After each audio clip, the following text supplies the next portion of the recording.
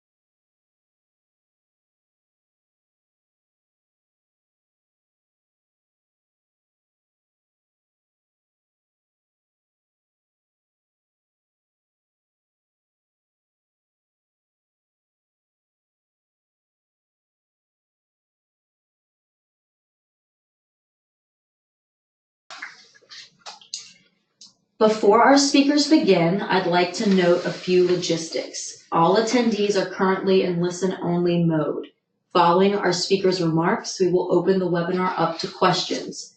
Throughout the presentations, please type your question into the chat box, which we will work to address during the Q&A period. Finally, this webinar is being recorded, and we will send a link to registrants after the webinar. Now I would like to introduce our first speaker. Mary Shoemaker is the lead author of ACEEE's new report on rural energy efficiency programs. She conducts research on state and local energy efficiency policies and programs in the United States. She co-authored several ACEEE state and city scorecards and is helping to coordinate the build-out of ACEEE's research and outreach on energy efficiency in rural communities. Mary also conducts and tracks ACEEE's technical assistance on state and energy efficiency efforts. I would like to now turn it over to Mary Shoemaker, who will run through some of the key findings of our new report, Reaching Rural Communities with Energy Efficiency Programs. Thanks so much, Jill, and thanks to everyone for joining the webinar today. As Jill already mentioned, we're going to share with you some of the findings from a report we released this morning on energy efficiency in rural communities. And we're also going to feature a few guest speakers who really have on-the-ground experience engaging on energy efficiency in rural communities across America. Just as a little bit of background on ACEEE, we are a nonprofit based in Washington, D.C., and we've been around for about 35 years. Our focus is really on conducting research to explore energy efficiency policy, program, and technology design. I'd like to quickly introduce our three guest speakers before diving into my own remarks. Today we're joined by Bernita Haynes, who is the Director of Equity and Access at Georgia Watch, Allison Donovan, Senior Consultant on Emerging Savings Opportunities at the Vermont Energy Investment Corporation, and John O'Neill, Manager of Energy Efficiency and Member Support Programs for the Southern Minnesota Municipal Power Agency, also known as SMPA. I will introduce everyone in a little bit more detail before they speak, but I'd also like to note that a couple of my colleagues contributed to the research and writing for this report, including our very own Jill Ferguson, moderator for this webinar and ACEE's Truman Fellow, as well as Annie Gillio, State Policy Manager. Let's dive in. So you might be wondering what we mean by rural and what challenges exist to delivering efficiency in rural areas. The federal government has about 15 definitions of rural that give varying weight to population size, population density, proximity to urban areas, and commuting flows. These definitions set the criteria for inclusion in rural data collection by agencies like the Census Bureau, and they also determine eligibility for federal grants and loans. For this research, ACEEE defines rural households as those not located in a metropolitan census tract, as defined by the U.S. Department of Agriculture's Rural-Urban Commuting Area Codes. The map you see here shows that about 72% of the nation's land area counts as rural, and about 16% of all households are rural. It's important to note that this inclusive definition encompasses both rural areas and small towns. So for our research, we looked at efficiency programs serving both of these areas. One of the reasons energy efficiency is so valuable in rural communities is because of their energy burden, or the portion of a household's monthly income that is spent on energy bills. Earlier this summer, ACEEE found that rural households across the U.S. have a higher median energy burden than the median in their region. Rural households face a median energy burden of about 4.4% compared to the national burden of 3.3% depicted in this bar chart. We also found in particular that low-income rural households have the highest energy burdens at 9% as a median.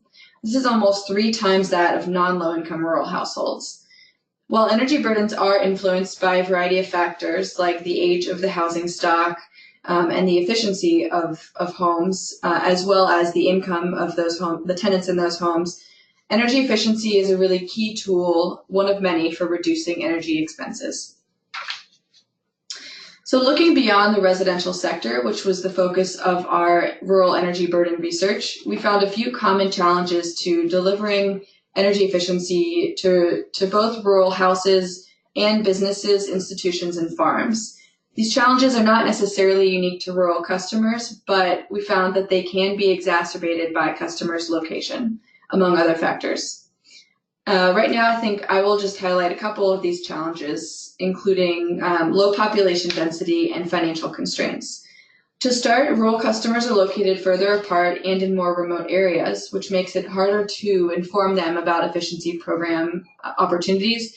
And for those who are delivering the delivering the programs like utilities, these customers' locations makes it harder for them to access these community members and actually install the efficiency members much less keep program delivery costs low. Second, smaller utilities such as co-ops and small municipal utilities are often unable to allocate sufficient funding or resources to meet the efficiency needs of their customers and their members. But during this webinar, I'd like to focus on solutions. So earlier this morning, we released our new report summarizing a few strategies for reaching rural communities with efficiency programs. Just to give you a little bit of background on our methodology and our process, we collected information by reviewing existing literature on the topic and conducting interviews with about 30 experts, including investor-owned utilities, municipal and cooperative utilities, their associations, nonprofits, state and federal officials, and third-party program implementers. We identified a few programs with key lessons learned, and we highlighted them as case studies in the report. Today, I'll share a few of the trends we came across, but I encourage you to take a look at the report for many others. To start, we found pretty extensive community engagement and partnerships across several of the programs we reviewed, particularly for investor-owned utilities or statewide efficiency program implementers that serve larger territories. Working with a local partner helped them better understand the needs of their customers. IOUs in particular sometimes have district managers who act as key liaisons to local leaders and community members. Additionally, partnerships with local organizations helped implementers more effectively design their program and generate awareness for them. I think one of the really good examples of this strategy that we highlight in our report is the Florida Office of Energy, who partnered with the Suwannee County Conservation District as its sub-grantee for a program called the Farm Energy and Water Efficiency Realization Program, also known as FEWR. This soil conservation district works with farmers to promote best practices for soil use, so it has really strong relationships with local farmers and local producers. The Florida Office of Energy leveraged this relationship to implement and promote the FEWR program. The second strategy I would like to highlight for you guys is customer assistance and education. One common trend that we heard was that several rural programs, or a lot of rural program implementers worked one-on-one with customers to help them access financial resources, whether current program participants or prospective program participants. One example of this is a community development financial institution based in West Virginia called the Natural Capital Investment Fund, or NCIF. And NCIF helps businesses apply for funding for efficiency improvements from the U.S. Department of Agriculture, or USDA, as well as other lenders. NCIF works one-on-one with businesses to identify funding opportunities. Then they conduct an energy assessment and an audit. They recommend incentive programs, and then they help to facilitate the implementation of efficiency projects. Another trend we found is that a lot of municipal utilities and co-ops, as well as other program implementers, provide efficiency-focused education to their customers. One example of this is the Energy Trust of Oregon, who worked with a nonprofit called Sustainable Northwest to host a series of workshops for community members, for municipalities, and local electric co-ops on both energy efficiency and renewable energy. And the name of the series was Making Energy Work for Rural Oregon.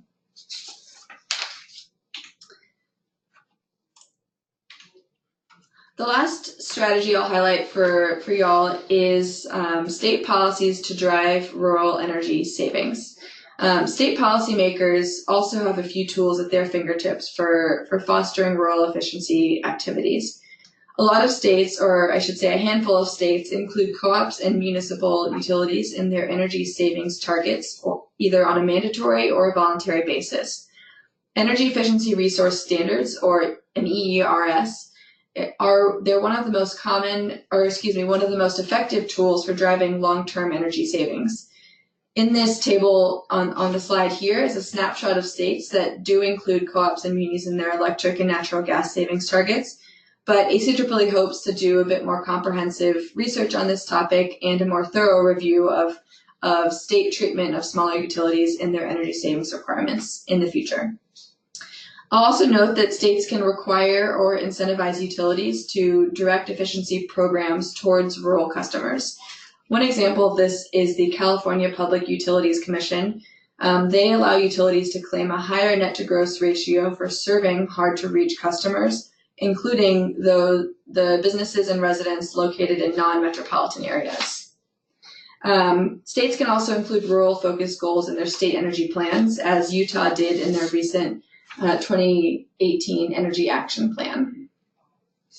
So for now, those are all the strategies I'll share with you, but I encourage you to take a look at the report to learn about a few more. But I've also compiled a few links here to relevant resources, including the 2 ACEEE reports I mentioned, as well as a few great papers that came out of our recent summer study conference from ACEEE, as well as a few other organizations like the Island Institute and VEIC and Franklin Energy Services. All right, so now I will turn it over to our first guest speaker, Bernita Haynes. Bernita is the Director of Equity and Access at Georgia Watch, where she works to make quality healthcare, financial literacy, energy programs, and civil justice more equitable and accessible for all. Her work centers on ensuring access to healthcare for all Georgians and increasing access to clean energy to improve the health and financial well-being of low-income families and communities. Bertina, we'll hand it over to you.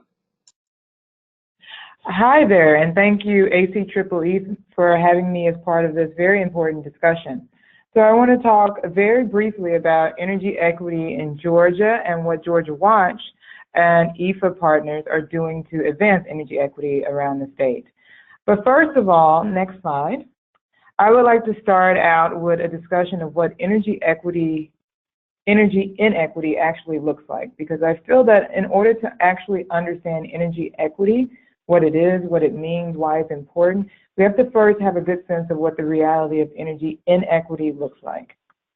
The reality of energy inequity, that means energy inefficient housing leading to burdensome high energy bills, which negatively impact individuals' health, lead to emergency room visits, increasing medical bills, really affecting the financial stability of families who are already in vulnerable financial situations.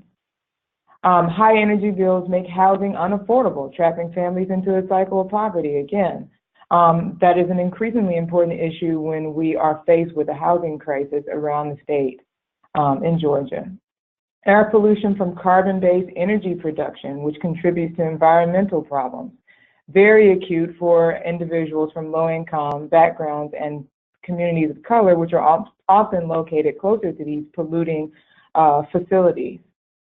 So, with that reality in mind, what is energy equity? Well, I want to throw out to you a fairly wonky definition that I think makes a little bit more sense, having a better understanding of what energy and equity looks like in reality. So, energy equity refers to the fair distribution of the benefits and burdens of the ways that we produce and consume energy. In practice, this really means reducing the mounting energy costs, utility bills, that to ensure that families are able to meet their basic needs. It means making homes and communities healthier for all by increasing access to things like energy efficiency and solar, and ensuring that decision-making around energy policy is more reflective of the needs of all communities. So that's all good and well, but what does it mean to actually do energy work? How does that look in reality? So this is where I would like to talk a little bit about what Georgia Watch and EFA partners are doing around the state to advance energy equity in Georgia, particularly in rural Georgia. One prong of our work includes consumer education that revolves around having utility bills workshops, where the thrust of those workshops is to educate consumers about how to save money on their utility bills, things they can do immediately right away to reduce their energy usage and lower their utility bills. The other angle are energy equity forums, and these are sort of broader in scope than the utility bills workshops. These energy equity forums are held and organized by Georgia Watch and EFA partners around the state outside of Atlanta. The first energy equity forum we hosted was in Camilla, Georgia, in the southwest part of the state, at the Southwest Georgia Regional Commission. We chose Southwest Georgia for a lot of reasons. In many ways, the advocacy work that takes place in Atlanta often excludes Southwest Georgia just because it's a little far removed. Politically, it's very conservative compared to certain other regions. And it's an extremely rural area of the state. Racial inequities as well as class inequities are fairly pronounced in Southwest Georgia. We decided to have a forum at the Southwest Georgia Regional Commission because the commission offered to host us for free in their space. Very important to understand that Georgia has 12 regional commissions that are very nonpartisan bodies, really meant to assist local governments in developing, promoting, and establishing comprehensive planning around the state and in those areas. We hosted this forum in October of 2017, working with EFA partners to put on a really exciting event on a Saturday. We managed to get 45 people to come out on a Saturday to hear not only about how to save money on their utility bills and reduce their energy usage, but also about how to help create equitable and accessible energy saving programs in their area. We had EMC leaders present, utility leaders from Georgia Power, as well as community leaders from WorkSource Southwest Georgia, for instance, advocates from around the state, as well as residents really looking to find out about how to practically reduce their utility bills. The purpose of those forums go beyond, however, just educating folks about how to save money on their utility bills and create equitable programs. The other purpose is really for the advocates in the room. It's about building relationships in communities that we don't often find ourselves in because we are a little bit removed in Atlanta. And we were able to really build a strong relationship with the Community Action Council in that area, who the leader of that particular community action agency, Randy Weldon, I always like to shout him out because he's awesome. He was integral in getting residents out to that particular forum. He's had his own semi-energy equity training / forums at his office for his staff members and so forth. So building those relationships with community advocates and organizations is really a crucial part of energy equity work, because in every community there are specific needs that community action agencies and organizations like that are directly informed about through their direct interactions with residents. Beyond our energy equity forums, we also do energy equity work through policy work, whether that is participating in Georgia Public Service Commission proceedings around Georgia Power, or also EMC transparency work. Georgia Watch is very invested in promoting EMC transparency, an extremely important issue in Georgia, where approximately 4.4 million of Georgia's 10 million residents are served by EMC. Okay. 73% of the state's land area is served by EMCs, and EMCs are also a fairly large employer, employing 5,900 workers or so around the state. EMC transparency it was a particularly important issue in Southwest Georgia, as well as municipal utilities. One issue that really came up as we were trying to decide where to have an energy equity forum was that in Southwest Georgia, the EMC boards are predominantly white, whereas the customer base, particularly in the Camilla area, is predominantly black. So there's this immediate sort of racial disparity you see there, and most people don't even understand that they are actually owners of their EMCs and that they have the right and the opportunity to vote on board members and who gets elected. So why now in Georgia? Next slide. Well, Georgia is in the midst of a poverty crisis, to put it simply. We rank near the top for the number of people without health insurance, number of people in poverty, lack of affordable housing, high energy burden, unemployment, and all of that is particularly pronounced and acute in rural Georgia. 16% of Georgians fall below the federal poverty line, 1.6 million Georgians out of 10 million. fall below the poverty line, the federal poverty line. So we're in a crisis, and energy equity is one of the ways to address the particular poverty crisis that we're in.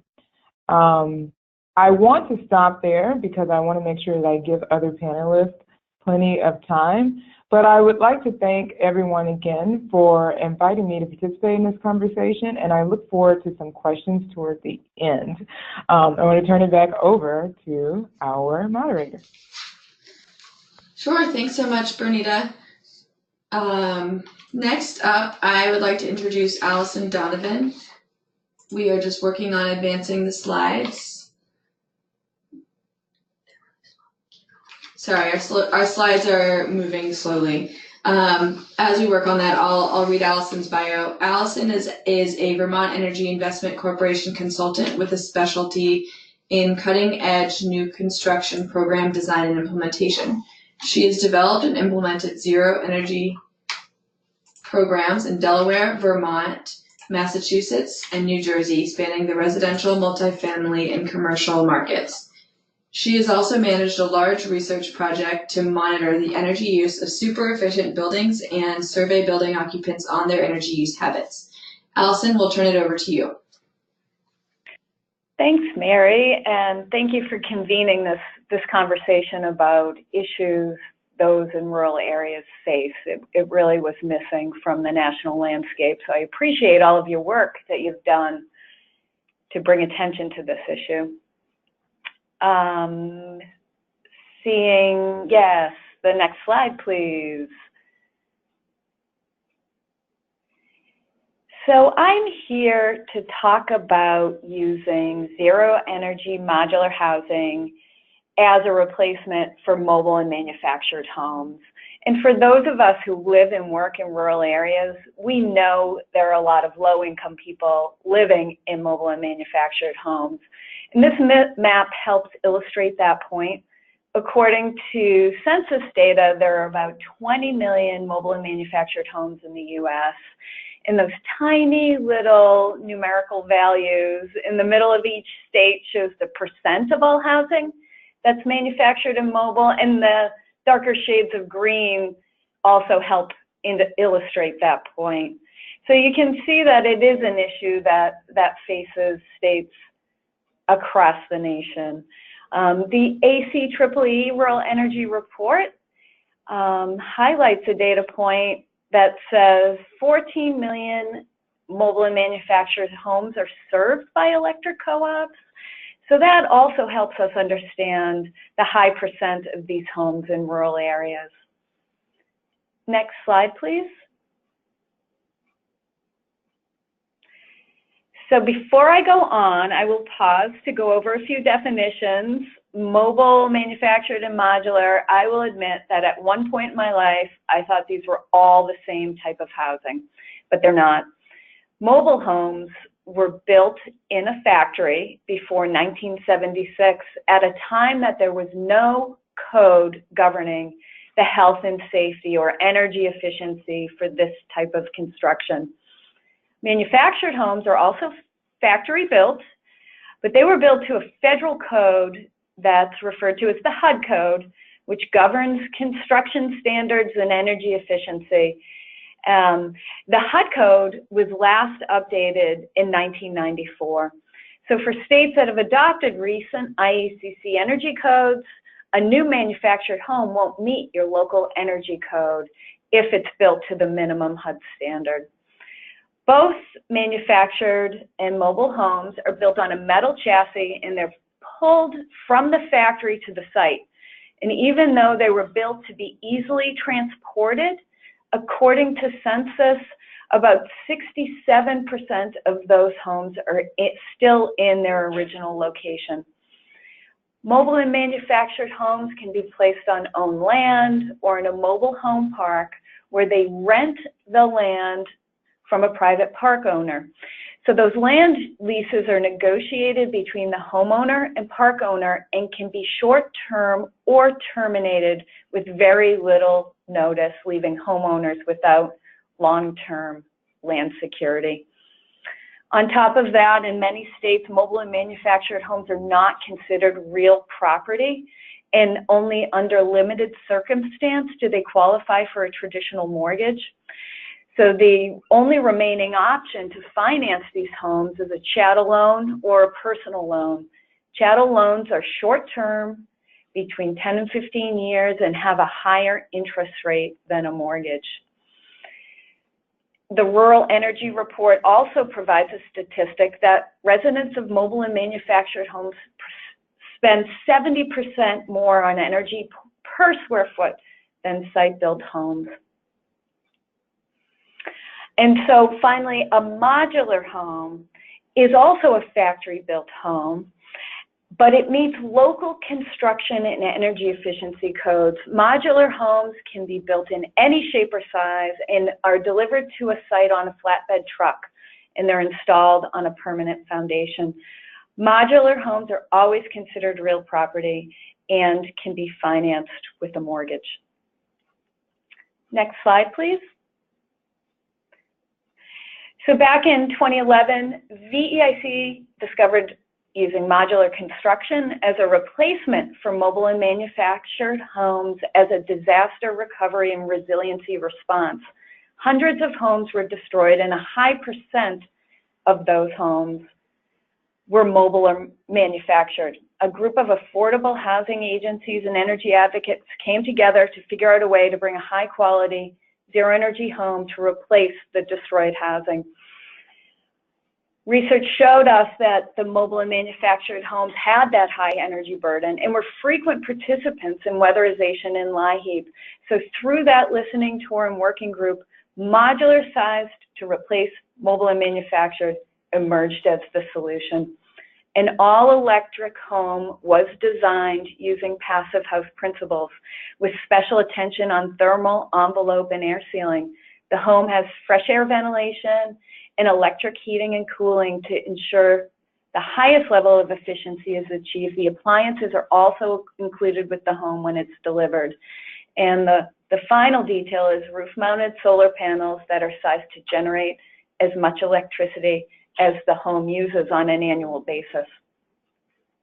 Next slide, please.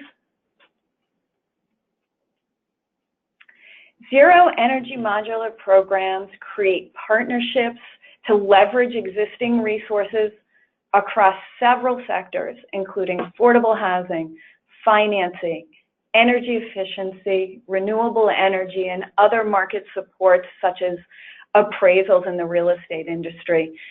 One of the most challenging components of a zero energy modular program is to find a factory partner willing to build to this efficiency standard as a mobile home replacement. In Vermont, our program partnered with an existing builder to start a new factory. In Delaware, was partnered with an existing modular factory. One of the priorities of all of the ZEM programs is to ensure the zero energy modular home is more affordable than a new manufactured home. And this is not based on first cost, but with respect to total cost of ownership and monthly expenses. A zero energy modular home costs about twice as much as a new manufactured home. But when we include zero energy bills, incentives, grants, and low interest mortgage financing, the monthly cost for low and moderate income home buyers is lower on a monthly basis than buying a new manufactured home. Next slide, please.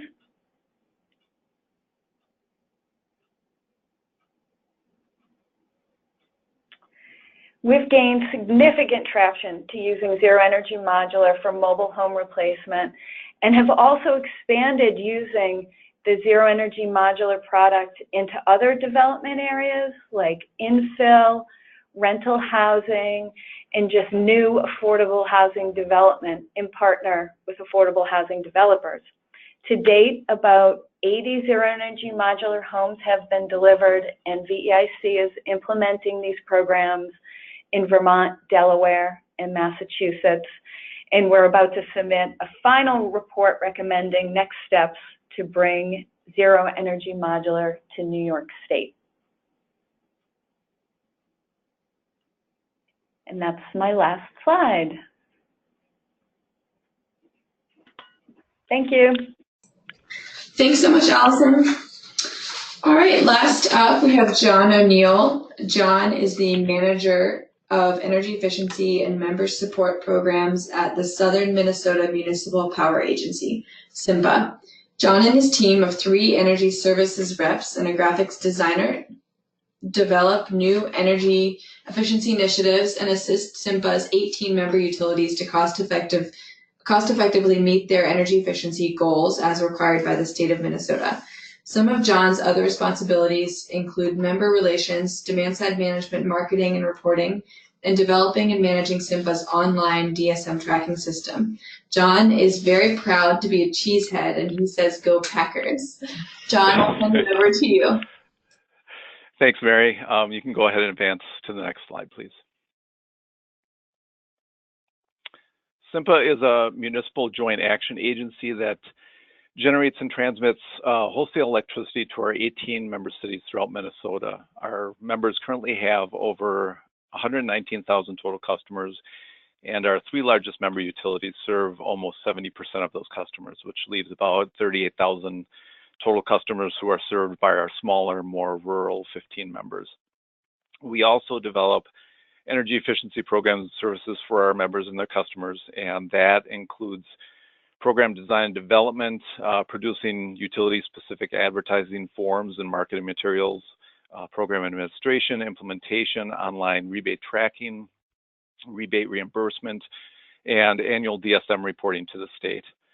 Our 3 largest members have internal staff to do most of their own marketing, administration, and implementation, but we do also provide assistance to them as requested. Next slide, please.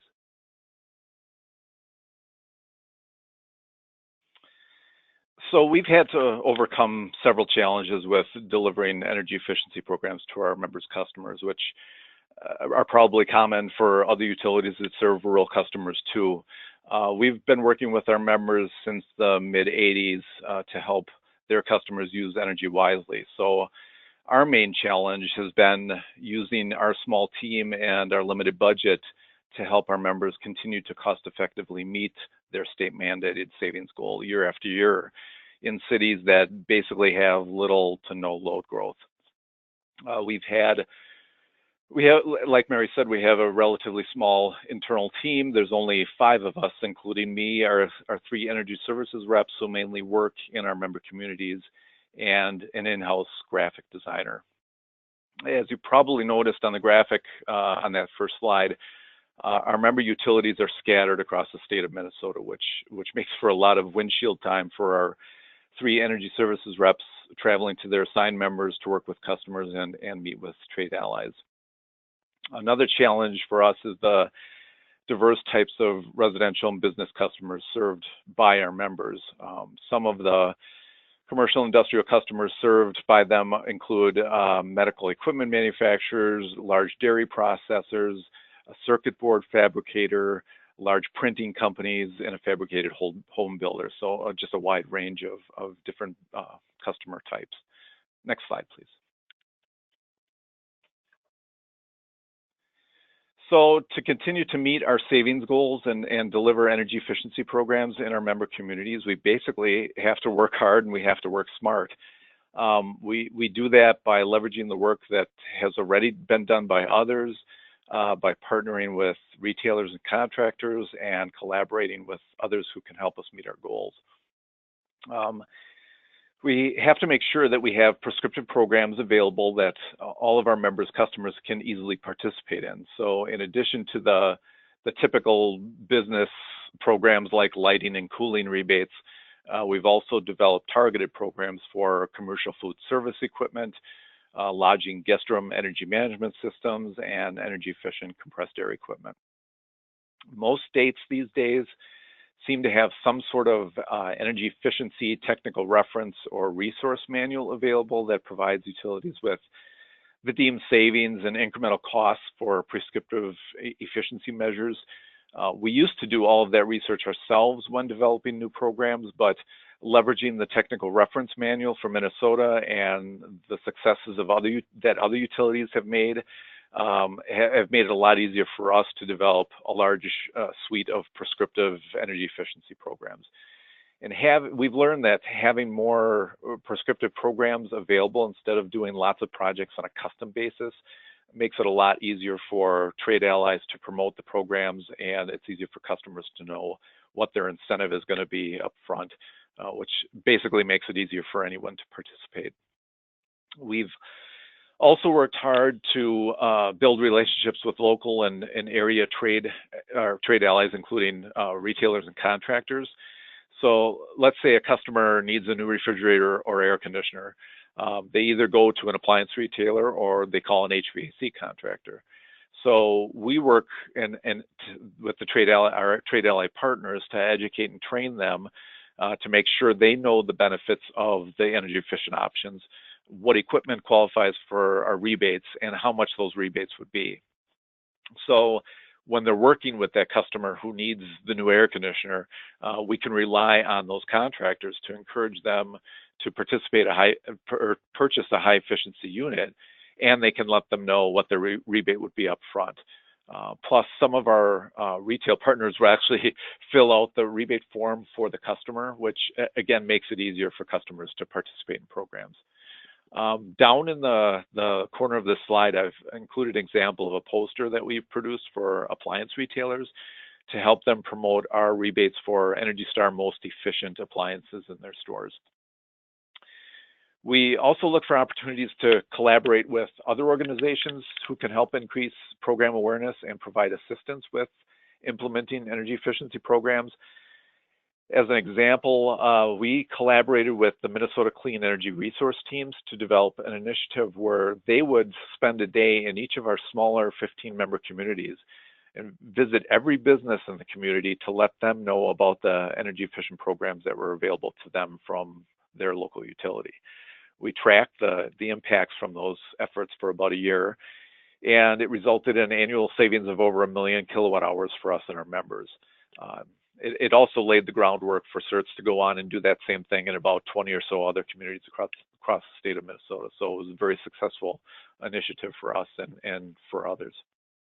So just to summarize, I'd say there are a lot of resources out there to help small utilities work with rural customers. Don't waste your resources on recreating the wheel. Learn what works for other utilities. Leverage the free resources that are available from organizations like Energy Star, and partner with retailers, contractors, or other organizations who can help you deliver energy efficiency programs to customers. That's my last slide, so I'll turn it back over to you, Mary. Thanks so much, John. I will actually hand it over to Jill to facilitate our Q&A session.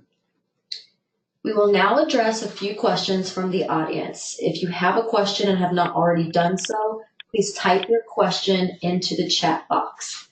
So the first question we're going to start off with is geared towards Allison. Allison, could you please clarify how the lower monthly energy bills were calculated? For instance, over what period of time or over how many years? Sure, thank you for the question. What we look at is total cost of ownership for the home. So when we use a baseline of a new manufactured home, there's a financing component and energy bill component as part of the equation. So the financing terms on the manufactured homes makes the monthly payment either equal to or higher than the zero energy modular, plus on top of that, the home has an energy bill. A zero energy modular home, when we think of first cost, might be twice as much as a manufactured home, but it qualifies for a long-term, low-interest mortgage. And then on a monthly basis, that home has little to no energy bill. So when adding those together, even though the zero energy modular first cost is higher, on a monthly basis, the cost is lower. And Allison, just a quick follow-up. Are zero energy modular homes actually zero energy in all climate zones? We only have extensive data in Vermont, and so those are homes over the course of 4 years at this point. And we do have some homes that might not be quite zero energy, and we have a few homes that are generating more energy that they use. But it's really fascinating. On average, over the course of these 80 homes, there's zero energy. Okay, thank you. Next question is for both Bernita and John. So if you could just chime in one at a time afterwards. Community engagement efforts. So with respect to those, like, what are some specific tips and strategies if you want to actually get people to show up? Bernita, if you could just start.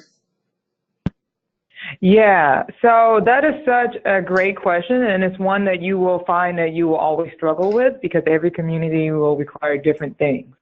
So we have been working very closely with community action agencies, as well as here in Columbus with the forum that we had in Columbus and the one that's coming up with United Way. So it's very important to engage with local organizations that directly interface with low-income consumers because they have sort of a trust relationship with those consumers, and they have the ability to, sort of convey to them, the importance of certain events and things like that that are coming up that you're hosting.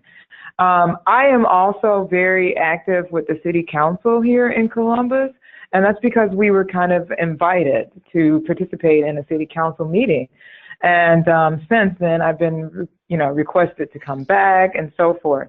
So all that is to say, in a very long, rambling way, that your engagement efforts are going to have to be very sort of responsive. In a way, we went down to Camilla thinking we had a sort of a strategy for engagement, and our strategy just did not work as well in Camilla, and we realized we needed to be responsive. So when partners and organizations that we're interacting with are telling us, hey, come here and do this, say yes. Get in the habit of saying yes as often as possible instead of trying to always reinvent the wheel in terms of engagement.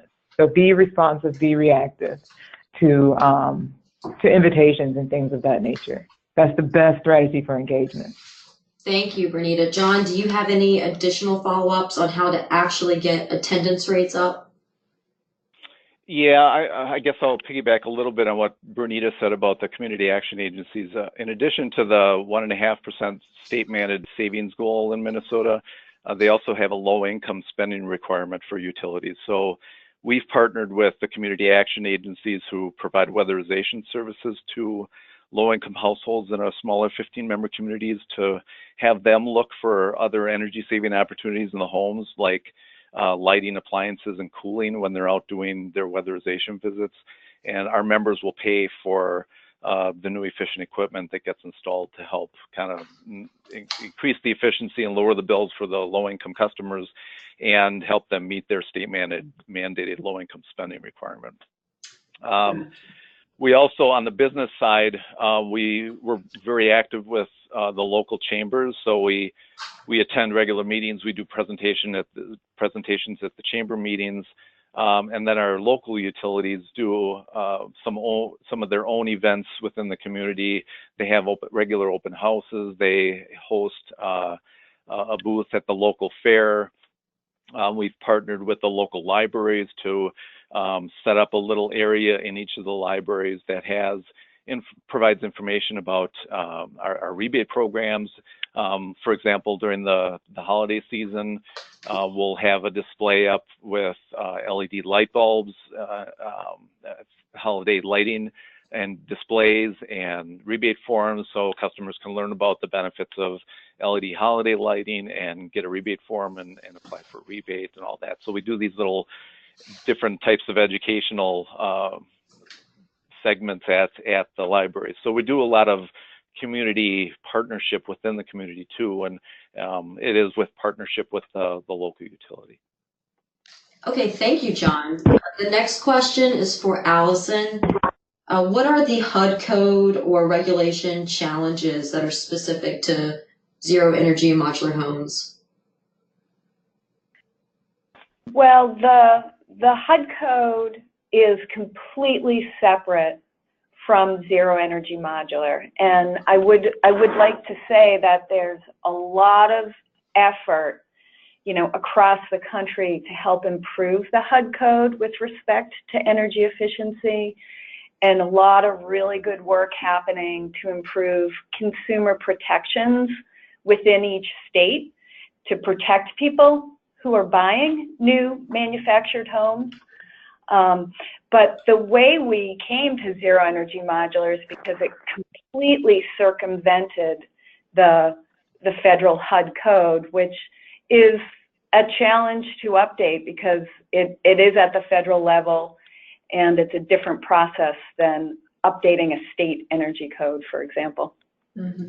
And then with respect to those notable advocacy efforts that you mentioned, if someone wanted to learn more about the ongoing efforts to update these codes, where should they look, or who should they look to?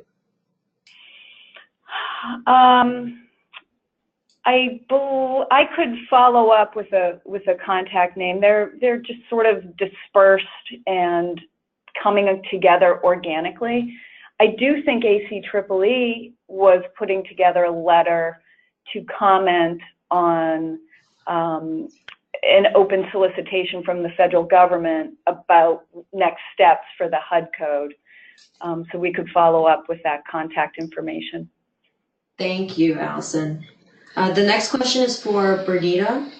So who defines what's fair in energy equity, and for whom does fairness apply?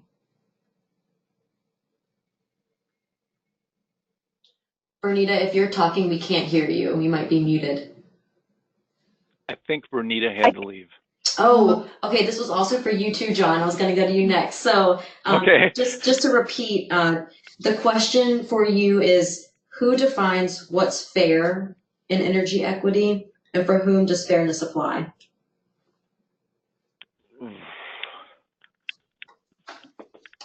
Gosh, that's a good question, and I don't have an answer for it. Yeah, I guess Bernita would be the person to answer that, and I'm not sure. And it is a tough one, and I would just point out that in continuing this conversation, since it's hard to answer on just a webinar, the Rural Energy Conference will have an entire track on energy burden and equity issues, and the whole day will include discussions around exactly this question. And we'll have more information at the end on this. As back to Allison, though, on the ZEMs, could you name a few specific IOUs that have incentive programs for zero energy modular homes? No, actually. The work that we've done to date is in Vermont, which is sponsored by Efficiency Vermont and also affordable housing agencies within the state, within that partnership structure. In Massachusetts, the Energy Office has sponsored the Zero Energy Modular pilot program. And in Delaware, the pilot program is sponsored by the Delaware Sustainable Energy Utility. So we haven't collaborated with an IOU at this point, but typically zero energy modular homes would qualify for all residential new construction incentives offered by an IOU. Thank you, Allison. John, back to you. Was there something new about municipal utility incentives that was already driving outreach, or were you just increasing the promotion of incentives that have already been available for a while? No, we are constantly adding new programs. We're looking to see, we've got this pretty aggressive savings goal that we got to achieve year after year after year, again, in our communities that have little to no load growth. And so we're constantly looking for new ways to make it easier for our members, customers to participate in these programs. So we're moving to create new prescriptive programs all the time. One of the ways we've I guess within the last 5 years or so, tried to increase the outreach and awareness of our programs is to do more electronic marketing, direct marketing. So, everybody's got an email address these days, so we're starting to collect not only residential customer emails, but our commercial industrial customer emails too, specifically of the decision maker at the facility. So, typically the email address for the person that the utility may have from a business may be somebody in the accounting department that gets the person that receives the bill and pays the bill, but it's not necessarily the decision maker on energy efficiency matters at the business. So we've had this effort in place, like I said, for 5 years or more now, that we've actually tried to gather the emails for these decision makers at the businesses, so we can do direct marketing to them. So, again, with our limited budgets, we're always trying to look for ways to work smarter and increase the awareness in our programs. And marketing materials, especially when you're customizing them for 15 or 18 utilities by adding their unique logo on it and contact information on it, with these small runs, it gets darn expensive. And so we moved to more of this electronic marketing where we can do a lot of this stuff and send these materials directly to customers. We know it gets to them directly. They're looking at it that way. It saves us our costs. So that's been a really good program for us, or a method for us for increasing awareness in the programs, and sending them information on at least a monthly basis. Not overwhelming their inbox, but kind of staying at the forefront of their mind. So when a motor does go out in their plant, or they are looking to do some lighting upgrades, they think of their electric utility, and it may not be their first call, but it hopefully will be their second call after they call their contractor to say, hey, I need to change this out. Can I get a rebate for that? And so that direct marketing has been really successful for us in kind of creating that awareness and getting more participation and driving participation in our programs. And John, just a quick follow-up. When you are reaching out to businesses, do you reach out to the business tenants or the building owners? Both. We think it's important for everybody to know what programs are available and what the benefits are. And if we can get to the building owner, great, because they're the ones that have to make the expense. But to the tenant too, because the tenant can, if they're aware of the programs and there's issues, or they want to try and lower their bills, they can then communicate with the building owner and say, hey, can we talk about upgrading whatever, the lighting in the space, so we can lower our bills. It creates maybe a better building for you, plus it lowers our electricity costs. So there's kind of a win-win there, so we think it's important to communicate to both. Thank you, John. Allison, for you, quick question. Is there a minimum square footage on the modular homes? And then I have a second follow-up. No minimum. They can be built to any size.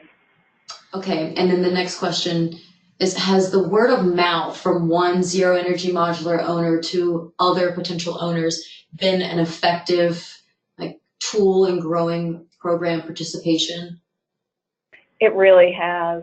In Vermont, where we've done most of our work and had the longest running program, word of mouth and customer testimonials have been a great resource for us. We're approaching this as energy efficiency and renewable energy, but also a high quality home that will have low maintenance costs over the long term, and also a healthy, comfortable home for people who often lived in older mobile homes that had been deteriorated with poor indoor air quality or maintenance issues that plagued them year in and year out. So those testimonials have really helped build up interest in the program. Thank you so much. Even though Bernita has jumped off, we have her colleague, Liz Coyle, on the phone. And there's a question about Georgia that I'd like to direct to Liz. Does Georgia have state requirements to reduce energy consumption? No. Okay. And then another follow-up to that, is it possible to see energy savings curriculum for Georgia?